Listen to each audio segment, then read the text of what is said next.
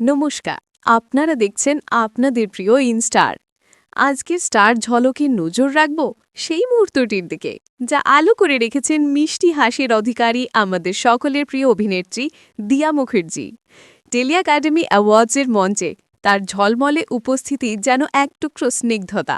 দেখুন, কি অপূর্ব, কি এলিগেন্ট তার লোক।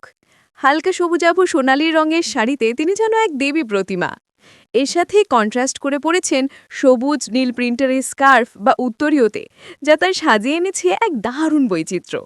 সোনালি চুড়ি, মানানসই ঝুমকো আর তার সেই সিগনেচার শর্ট হেয়ারস্টাইল, সব মিলিয়ে তিনি যেন ট্র্যাডিশনাল গ্ল্যামারের প্রতিচ্ছবি। আর সেই মুহূর্ত যখন মাননীয় মুখ্যমন্ত্রী মমতা বন্দ্যোপাধ্যায়ের হাত থেকে তিনি তুলে নিলেন তার যোগ্য সম্মান, স্টার জলসার কথা ধারাবাহিকের জনি চরিত্রের জন্য প্রিয় বোন ক্যাটাগরির পুরস্কার। তাঁরই পুরস্কার জয় প্রমাণ করে দিয়েছে তিনি শুধু একজন সফল অভিনেত্রী নন, তিনি দর্শকদের হৃদয়ের প্রিয় বোন। মঞ্চে পুরস্কার হাতে তার তৃপ্ত হাসি যেন সব কথা বলছে।